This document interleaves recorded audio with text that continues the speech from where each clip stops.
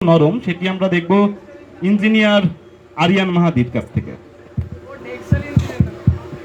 মাননীয় সভাপতি সাহেব এবং এখানে উপস্থিত সকলে, আপনারা হয়তো সকলেই জানেন বিয়ের পরে কিন্তু ভালোবাসা জানলা দিয়ে পালায়। এক্ষেত্রে কিন্তু আমি আমার প্রিয়তমাকে কিন্তু একটা জানলা ছাড়া বাড়ি বানিয়েই দিতে পারি।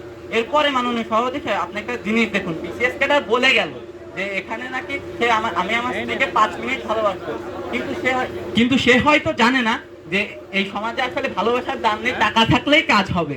এই এবং এখানে উপস্থিত সকলে আমরা হয়তো জানি যে দেশে সব থেকে বেশি মোটা বেতনটা কে পায়। অবশ্যই একজন ইঞ্জিনিয়ার বা প্রকৌশলী কিন্তু দেশে সব থেকে মোটা বেতনটা পায়।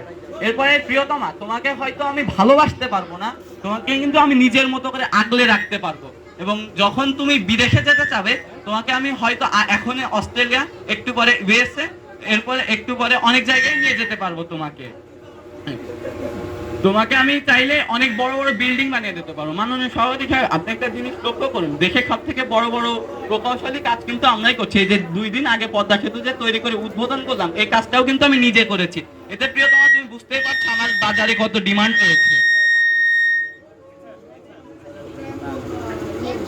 এরপরে প্রিয়তমা, একটা পরিশেষে কথা বলতে চাই, বিসিএস ক্যাডারের মতো হয়তো তোমাকে ভালোবাসতে পারবো না, তোমাকে প্রবাসীর মতো হয়তো ভালোবাসতে পারবো না, কিন্তু তোমাকে আমি নিজের মতো করে ভালোবাসতে পারবো। ধন্যবাদ সকলকে।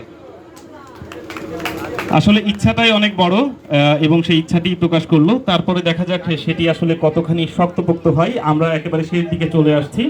আমরা চলে যাচ্ছি এবার চাকরিজীবী কন্যার কাছে, যে আসলে কতখানি শক্তপোক্ত ভাবে সংসারটিকে সামাল দিতে পারে। আসছে